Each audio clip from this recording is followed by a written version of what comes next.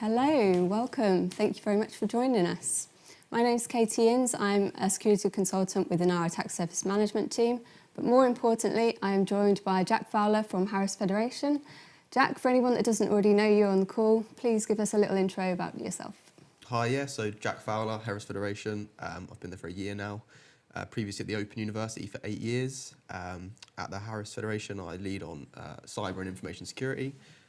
We're a brand new team, so we're growing quite quickly. First security team at the Federation, but we support over 40,000 students. Almost 1 in every 52 students in London go to one of our schools. 6,000 staff, so we're a pretty big organisation and growing at pace. Amazing, thanks Jack. We've also got Stephen Robinson here from our threat intelligence team. Please, can you give us a quick intro?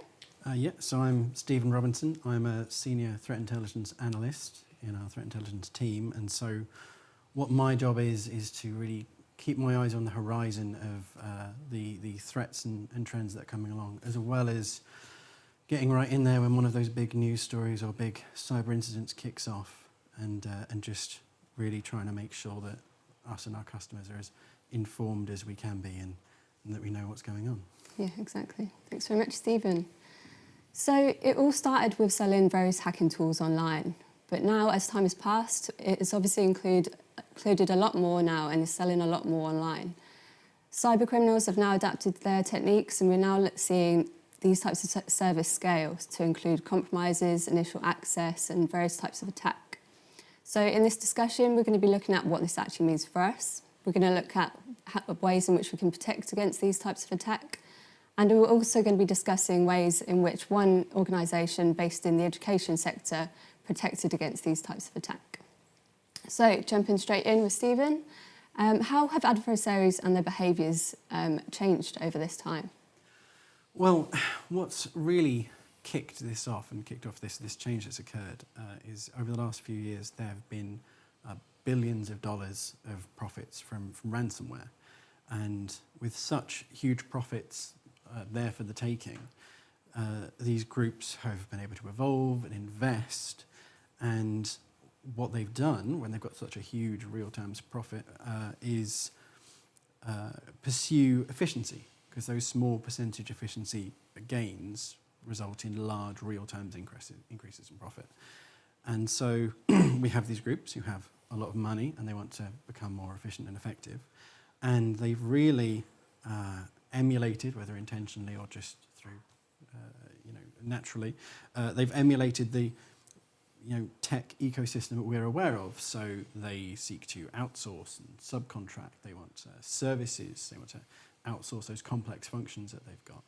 They hire freelancers. They have an almost gig economy of freelance operators. And because they've got all this money to spend and services they want to buy, they have kind of created a demand, and service providers have sprung up. And so these service providers are then selling tools, access, infrastructure even, all of these things. And this then means we have a supply. And the more people they can sell to, the better. So they then start advertising their services, selling these to anybody who wants them. So it then moves outside of that ransomware industry into the wider e-crime industry. And it works there because the first step for any cybercrime attacker is to gain access, to get a victim. And that's a certain set of methods and tools that they can use. Yeah, absolutely. And Jack, how would you say this behavioural change is going to impact the education sector? Yeah, so I think it's really interesting. I think not just the education sector, but perhaps all sectors. And, I'm the result at the Federation, to put it bluntly, of quite a serious attack a couple of years ago. And, I still frequently, sometimes the CEO come down the office and say to me, right, Jack, what are you doing with your new team to stop this happening again? We're not going to get hacked again, are we? And I sort of say, well, maybe tactfully, it's not, it's maybe not if but when. I think, we still need to adopt that mentality. But with this changing landscape, I think what it's made even more clear to me is that perhaps those more opportunistic attackers that are much easier to spot and detect and prevent from happening in the first place, and the sort of things we're trying to do en masse you know, the 95+% of attacks, has sort of blurred between that and the more sophisticated threat groups. Because let's be honest, right? Harris Federation, education, albeit large in size, if a dedicated threat actor with infinite resources or lots of resources wants to get in, they're going to get in. So as we see this line blur between highly sophisticated groups with lots of knowledge, lots of tooling, your more opportunistic, amateurish attacker who now has access to this pool of resources, that threat landscape for me changes quite drastically. And that's something we've got to communicate and manage. Now, the tricky thing in my field in education is that, what does that mean for me? The whole thing becomes more complex, attack surface increases. But, you know, how do I resource that when, you know, education is not full of money? You know, we've got to make a balance between, do I invest in more security personnel or resourcing, tooling, whatever for me and my team, or do we go buy more books or teachers for our schools? So this is something we're trying to balance up. But it's a real interesting evolution. And as you were saying, you know, wherever the money is, people will flock, whether that be good in security solutions or underground in the sort of the not so friendly areas of the web. So yeah, it's really interesting for us, and we've got an interesting challenge to try and solve it. Yeah, absolutely. And you touched on it a little bit around the blurred line that we're now seeing. And I think, thinking from a security operations perspective, it's going to be much harder for us to sort of attribute those different types of TTPs back to an actual threat group. And obviously, like the less sophisticated types of attackers are now using the same TTPs that are coming from the ransomware groups. So like in terms of what sort of motivations we've got there, it's going to be much harder for us to see what type of attack that we're being targeted by as well. Yeah, it's definitely something we've observed with multiple actors using very similar techniques for completely different end goals. And that's, you know, in the past, maybe you could look at what someone was doing in the first kind of few hours on a network and have some idea. But now, we could be looking at a handover between actors, you could be looking at something that's going to evolve and change quite rapidly. Yeah, absolutely. And what do you think this means for CSOs and organisations that are looking to prevent this kind of different approaches? Well, it's definitely going to increase the challenge, because that kind of polymorphic nature to an incident, you no longer can really rest on your laurels almost. If you have, say, a compromised email account or a compromised edge server, you might have someone's just going to use it to send spam emails to mailing lists, or you might have someone just store files on your file server or something like this. But these days, those people could then sell on that access. You could suddenly have a different actor with a different goal, and you may start getting, you know, spear phishing emails sent internally. You could have someone start to suddenly move laterally from that server, and things can all change. So you don't necessarily know what you're dealing with, and so that challenge is to be prepared for all of those different things that may come, and the fact that these actors can be using really effective high-end tools, even if their goals are not particularly high-end. Yeah, absolutely. And Jack, what sort of advice would you give to people in a similar sort of position to yourself? Yeah, I mean, firstly, I think I would echo that. The whole IR piece has become increasingly more complex, and I think, you know, if we step through the incident cycle, you know, have you truly eradicated? Do you truly understand the extent of the attack? Did your containment, have you really contained? You know, are you going to recover before it's safe to do so? Because, you know, if you like you say, rest on your laurels and you think you understand the attack vector and the motive, you know, you secure it, you move on, you return to business as usual, and then 2 days later something else happens. You know, different threat actor using the same initial access broker. So you didn't notice it, you didn't respond to it, you didn't contain it, whatever. So it makes it more complex. And for me as an organizer, you know, for me with a very small internal team, albeit growing, I have to say, do I have access to those resources? I touched on it. When I need them, you know, we can't afford in education, speaking personally, to go out and hire, you know, DFRI, you know, forensics, malware. I haven't got time to spend doing this, so we need trusted partners in that realm to help us. And obviously that's why we've lent on with Secure to help us do that.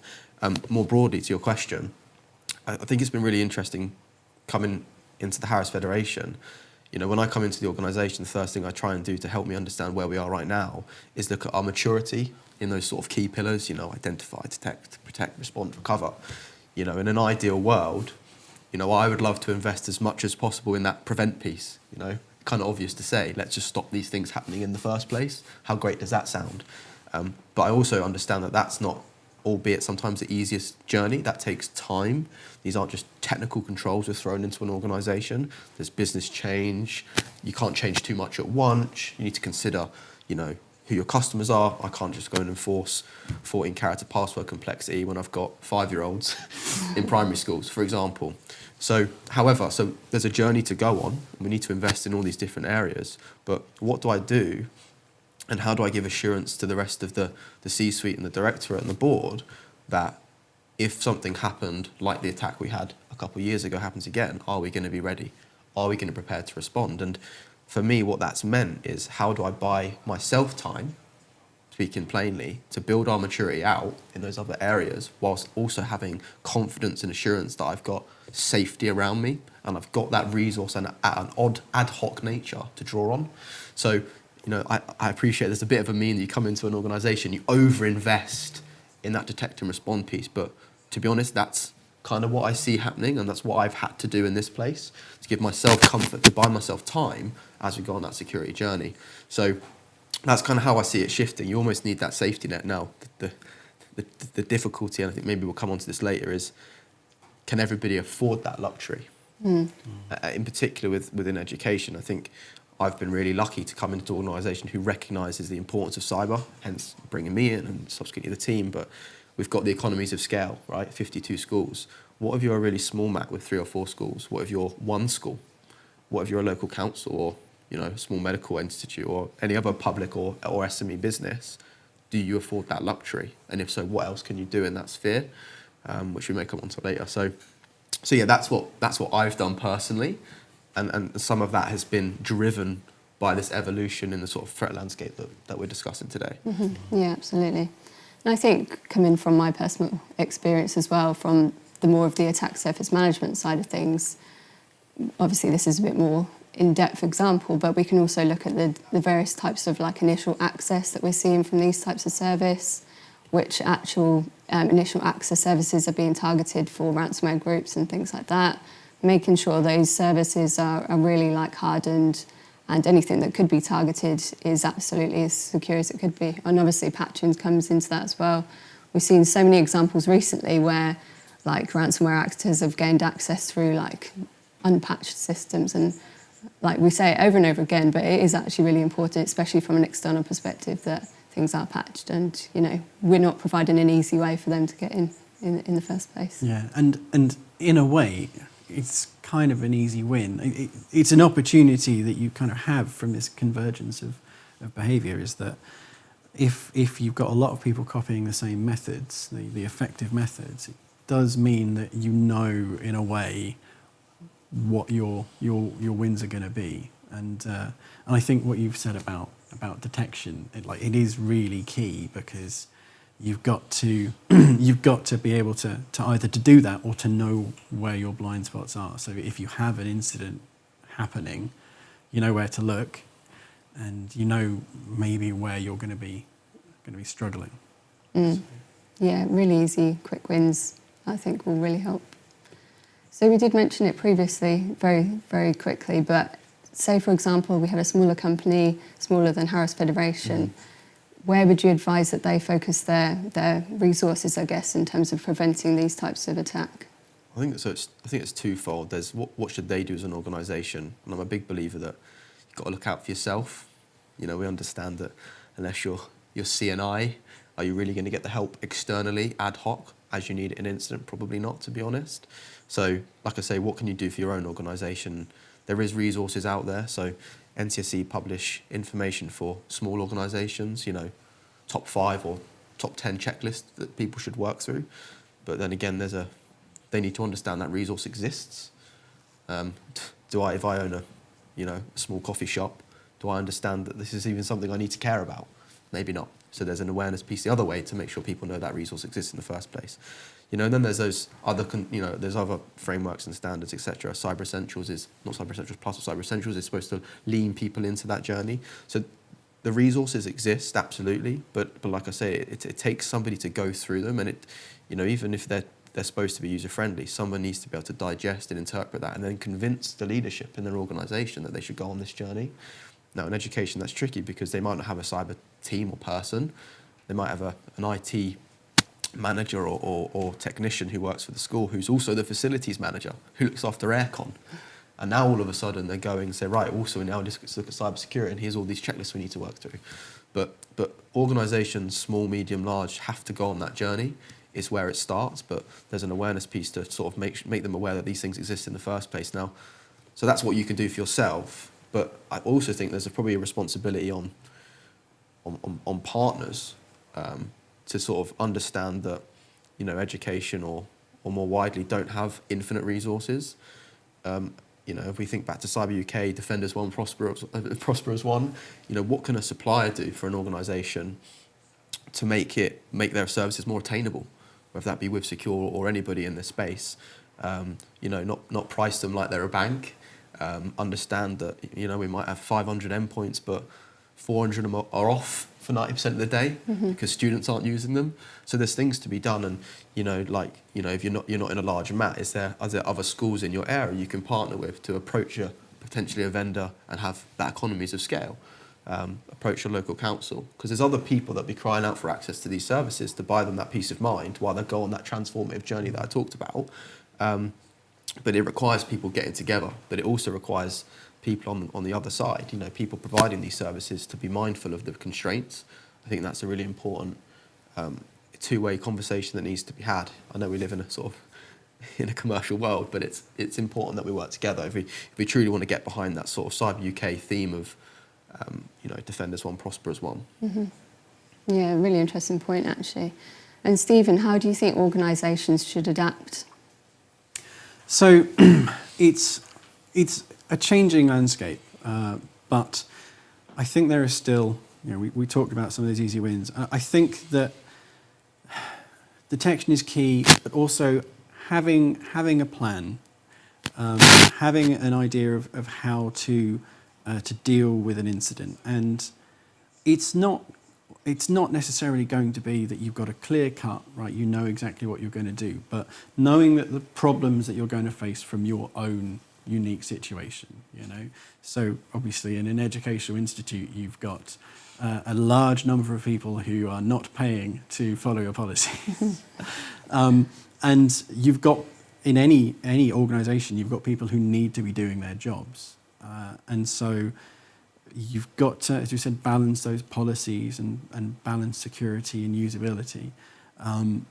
And I think being aware of that, it's just possibly thinking about in advance, right, if this happens, what can we do? And maybe you're not going to end up with a policy or a plan out of that, but just if you can stop and think about it first, before you're put in that position, it will make things easier when you get there. Mm-hmm.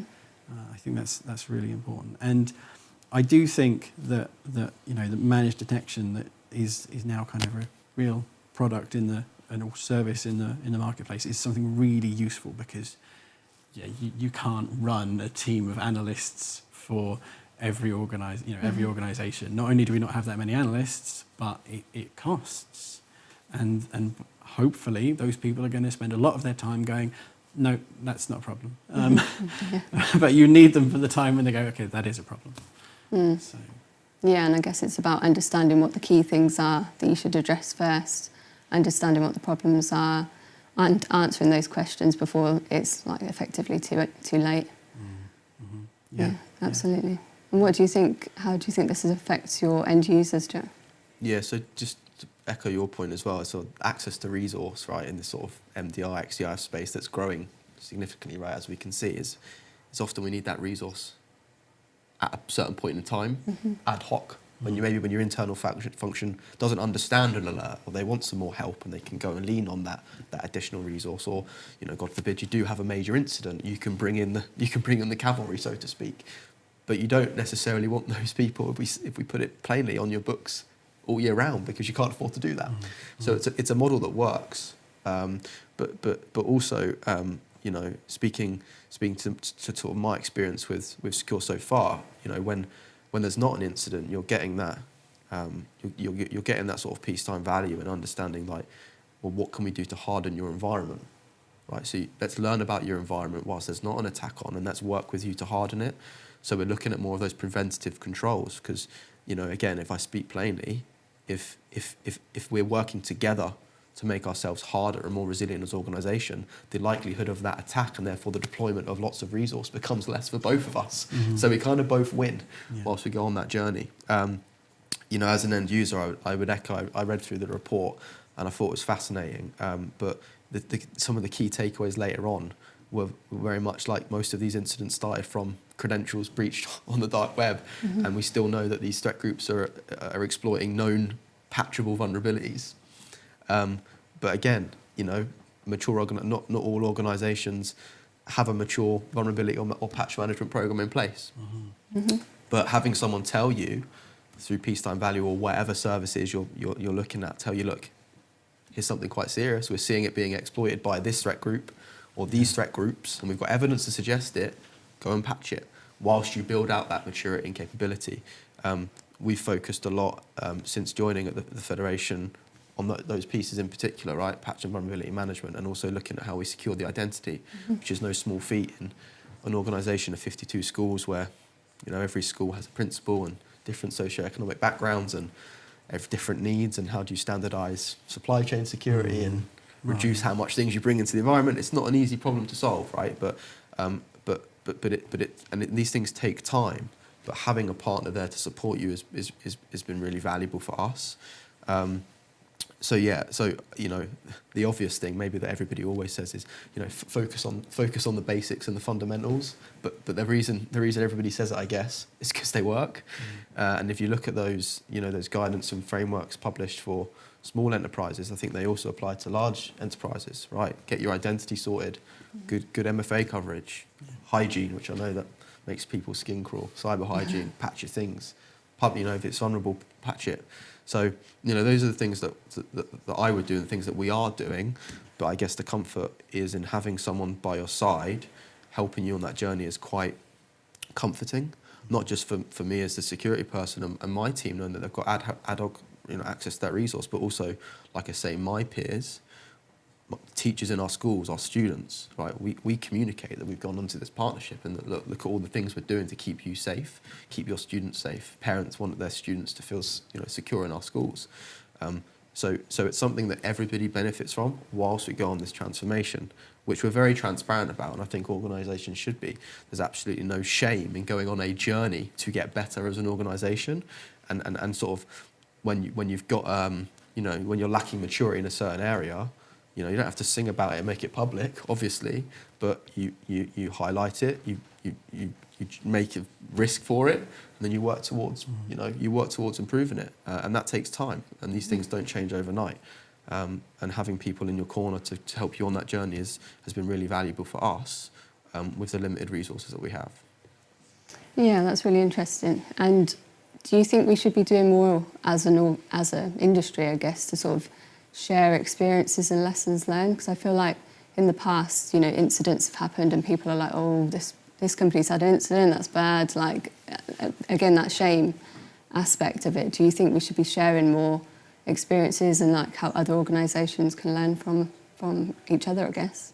Absolutely, yes. I mean, transparency is so important. Ransomware statistics that we've got at the moment, you know, I said earlier, billions of dollars of ransoms paid, and the statistics that we have are from the ransomware groups, and they are strangely not reliable reporters, but it's the best that we've got.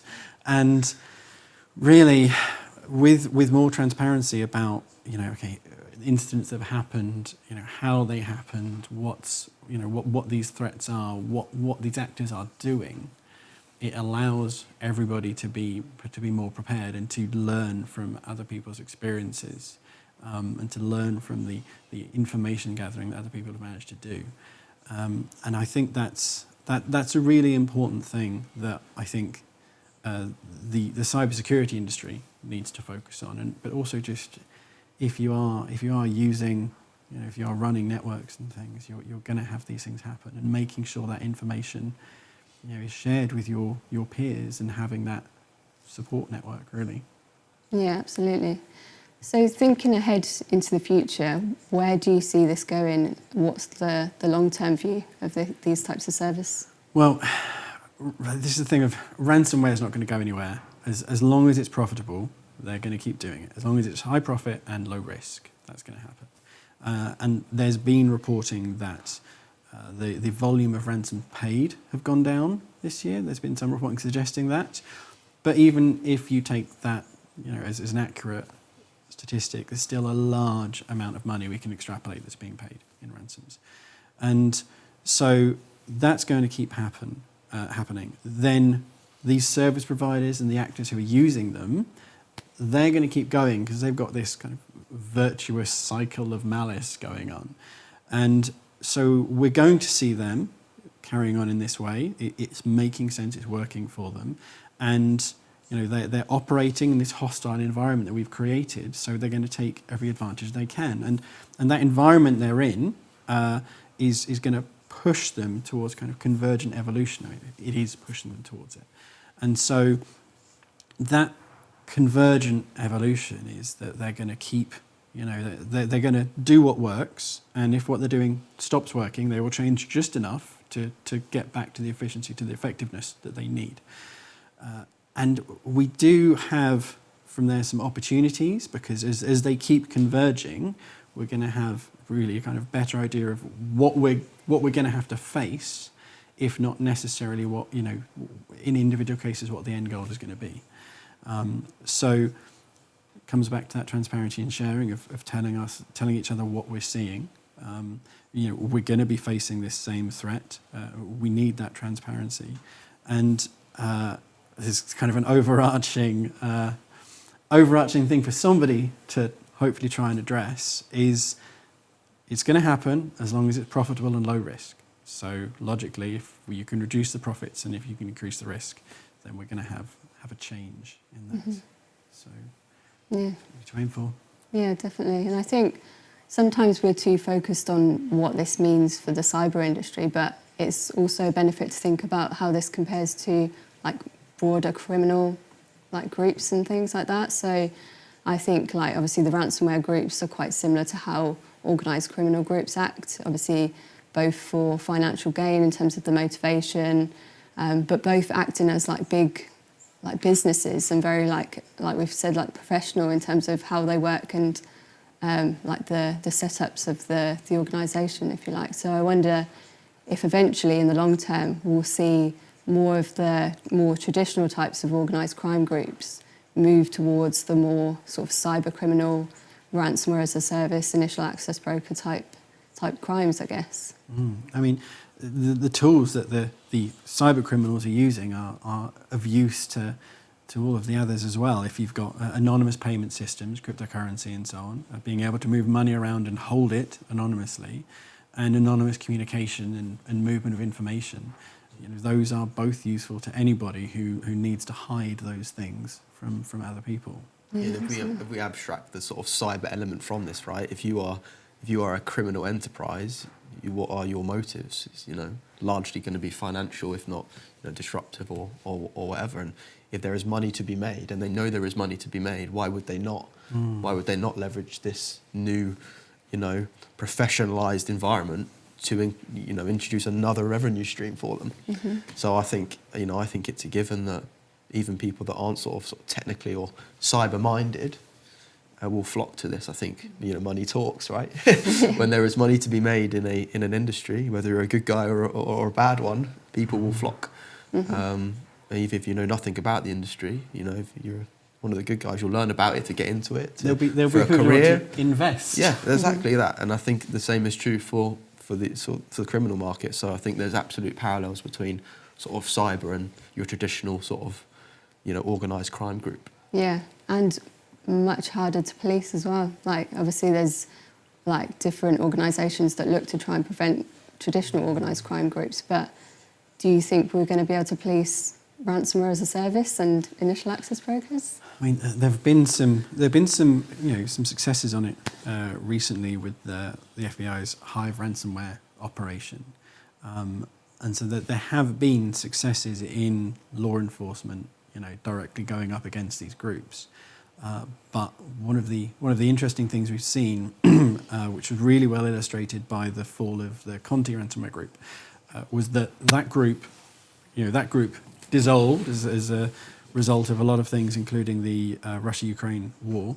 And then, instead of reducing the amount of malicious activity performed by the Conti TTPs, it sort of cross-pollinated across that industry. And operators went to other places, or the shards set up new organizations or brands, and their tools and playbooks got spread around. And suddenly, all of these cutting edge, leading edge tools and methods were just being deployed by all these other groups who just suddenly got a leg up. And so it's difficult to shut down a group because you can't directly target them. There was successes, I think, in Ukraine as well, with they managed to actually arrest specific people. But as we say, the international nature of it, most of the time you're not going to know where an attacker is operating from. Interestingly, on our education angle, I believe there was a cyber incident in Greece recently, the last few days, around the high school exams, and so they all got shut down. And I have to admit, my team and I, we read that this morning and went, I think I can guess who might have been involved in that, and they wear a Greek school uniform. Because that's something that's been seen before. The Mirai botnet was someone who wanted to get out of doing their exams, and that's still with us. Yeah, that's fascinating because working in education, and we've got some very, very smart students that without going into they're well motivated and they're enterprising and always on the network doing things they shouldn't be doing, and sure, we can spot and we go and speak to them and say, what on earth are you doing? But these are the sort of people that we can refocus their efforts into good, and we've got boot camps planned for the summer for those students, etc. But whenever I go in to speak to our students in schools, regardless of the time of the year, and we talk through some of the things we're seeing and we do demos or whatever, and then my last slide before I go on to trying to convince them that cyber is the best career in the world is I plead to them, please do not do any of this on our network, because we don't need more trouble inside. We've got enough coming from outside to deal with. But yeah, really topical and it hits home for me in education, perhaps too much, perhaps more than I'd like it to. It's that initial panic, isn't it? It's like, where's this coming from? Who is this? Is it malicious? No, okay. Is that a computer science student? Are they supposed to be running that script on that endpoint at this time? and that's that thing we talked about that you're not now able to know from the get-go what you're dealing with. Yeah. Are you dealing with a student who's downloaded something off GitHub and decided to try it out on school? Or are you dealing with, an organised criminal, enterprise who have just found an easy in, or who have found your credentials for sale on the dark web and have decided they can make a profit from it? Yeah, I think, and there's work for us to do, right? Bringing it back to me selfishly and Harris, there's work we can do to sort of tune our environment and blah blah blah blah blah to tune out that noise. But again, that takes time and investment, and it's a journey you need to go on. So yeah, and it is difficult. People have to use the network. We have to have the students on the network. The most secure computer might be one that's turned off, but you got to turn it on eventually. Yeah, and I think you reference it in the report as well. Often a tool used as part of these attacks is legitimate tooling within the organisation. Yeah. Right. So if we're running certain development tools, or we're allowing students to execute scripts on certain endpoints, these are things that can potentially also be abused by a threat actor. So we have to be mindful of that. Again, I often have the conversation, with my team and my peers in infrastructure and service delivery. It's like, well, Jack, can we just block this? It's like, yeah, we could block that, but remember, we're not in the business of just securing the Harris Federation. We are in the business of education, and that's what needs to come first. So if we're looking at any control, then first of all we must consider the organisation what we work from, what is the impact of that. So no, we can't just stop the execution of Python scripts, because guess what, that's part of the curriculum.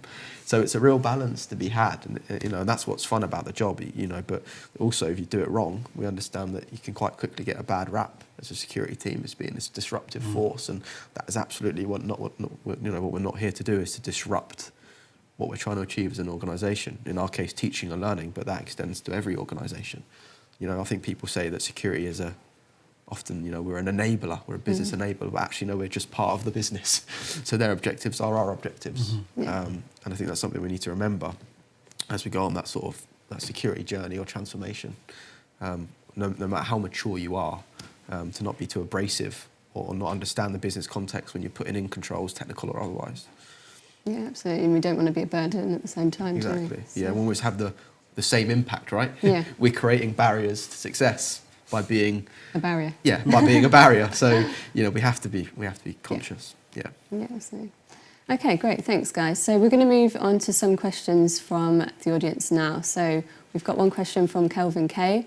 For security teams that are under-resourced, where do you think they should focus their efforts as far as enhancing, maintaining security resilience? So we did touch on this briefly, but Jack, do you want to answer that one first? Yeah, and I guess, speaking kind of first-hand to this, so, what I and the team have done is we have probably over-invested by intention on that detect and respond piece for that safety net. Whether that might be, if you've got the luxury of reaching out to a partner, great. I would kind of do that. Maybe you've got your own in-house security stack. Maybe you don't want to buy into a proprietary service or sensor that requires a custom endpoint, but maybe you've already invested in, I don't know, the Defender suite, and you want some, an MSP or provider to sit on top of that stack and help you respond to those alerts and fine-tune that environment whilst you go on that journey. So there's all different types of things you can be doing. That's what we've done. But again, then I would reflect on, right, where are we in terms of maturity in our other pillars, those core pillars that I referred to earlier, and start ticking off those big ticket items that we always see when we look at attacks, right? How is your identity being controlled? How are you managing your known vulnerabilities? Are you patching in good time? What does that look like? So, that would be my advice, is get your detection response sorted, whether that be for a partner. That also means having a plan that you've tested and rehearsed, and then look at those big ticket items, password management, identity management, MFA coverage, the things we always talk about, that always come up in every single big incident. Training awareness, social engineering, phishing, that sort of thing. So, that would be my advice. And that's the approach that we're taking at the Federation as we go on this journey. Mm-hmm. And I would say, if you're talking about, you don't have, or you feel you don't have the resources for security, a lot of it is IT good practice. We know we should be applying security updates. We know that knowing what your configuration is, staying on top of these things. The worst thing is seeing a malicious actor getting an easy win. When a large percentage of these opportunistic attacks that are going around can be defeated by patching, 2FA, and maybe just a bit of user awareness. Mm-hmm. So. Yeah, absolutely.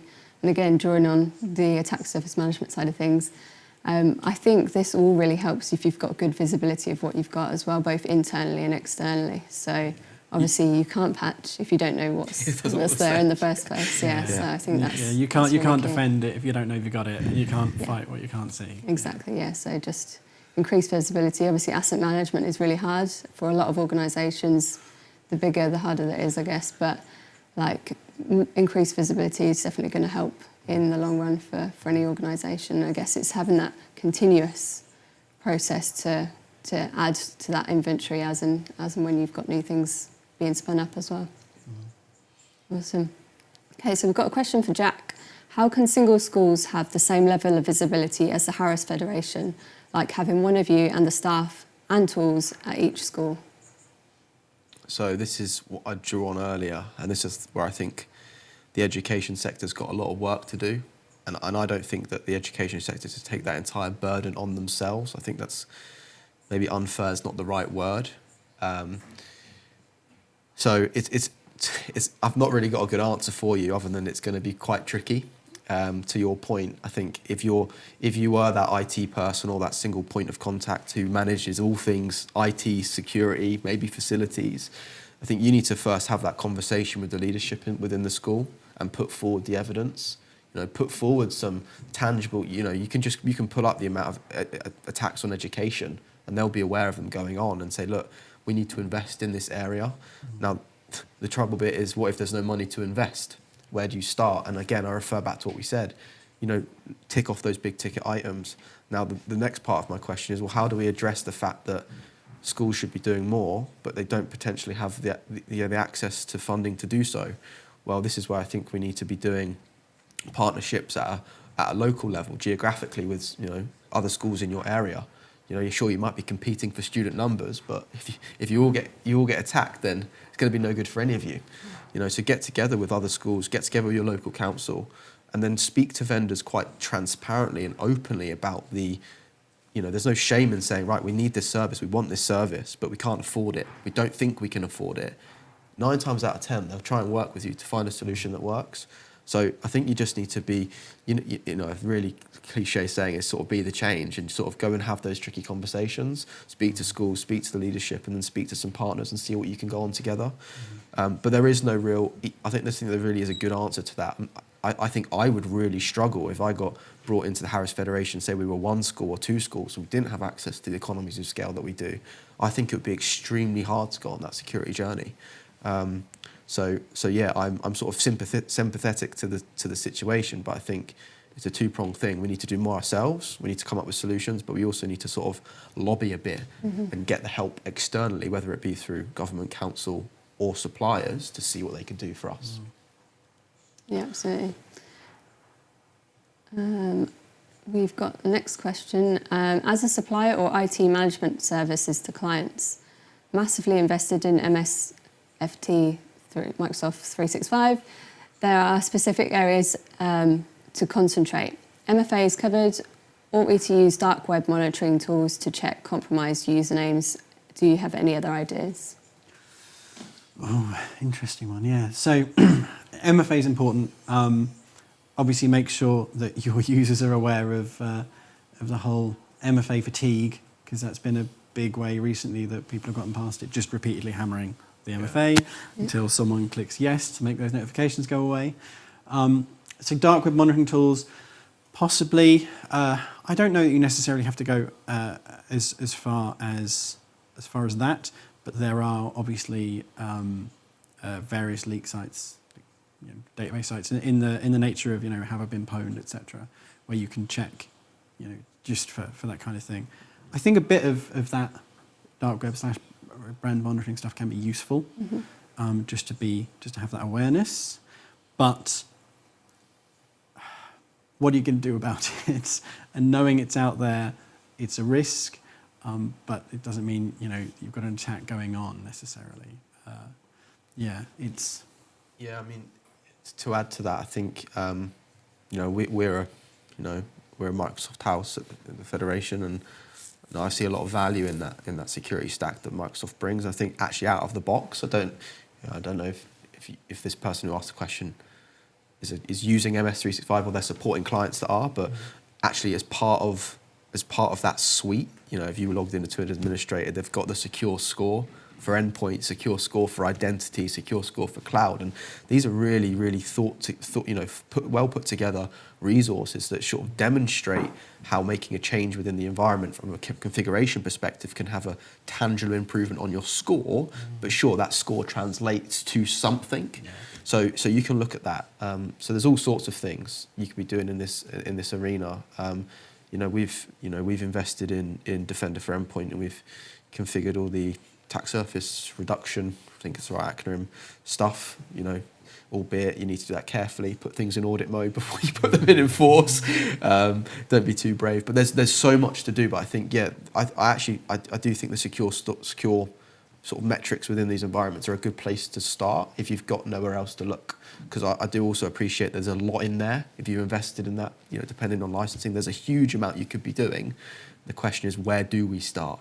So have a look at them, because they do give you some insights into where you can best increase your sort of security posture and how that would impact your score. It's also really nice to see that little line going up over the weeks and months, and it's quite nice dashboard candy for your leadership team to prove that you are going on that journey.